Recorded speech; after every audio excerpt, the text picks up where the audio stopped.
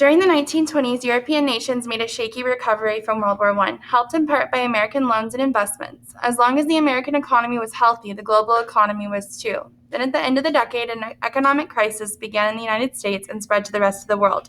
This global economic slump is known as the Great Depression and was the longest, most severe economic downturn to strike the industrialized Western world. As long as the American economy was healthy, why was the rest of the world's economy healthy too? Family in America in 1936.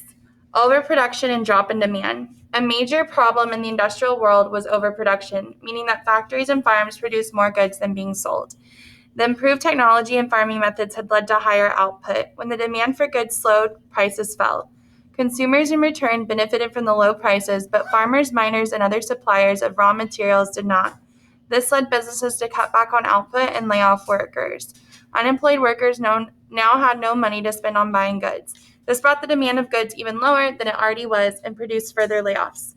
Why was the industrial world overproducing? High demands for goods, unemployed workers had no money to buy goods, or improved technology and farming methods led to higher output. Financial crash. During the 1920s, prices in the New York Stock Exchange were at an all-time high. Eager investors acquired stocks through risky methods. To slow the run on the stock market, the Federal Reserve, the central banking system of the United States, raised interest rates in 1928 and again in 1929. Jitters about the economy then caused brokers to call on the loans made to investors, but investors were unable to repay. Financial panic immediately set in, and stock prices crashed in October, wiping out the fortunes of many investors. The stock market crash worsened the economic decline, and the Great Depression had begun. Over the next few years, consumer spending and investment fell, causing still more businesses and factories to close.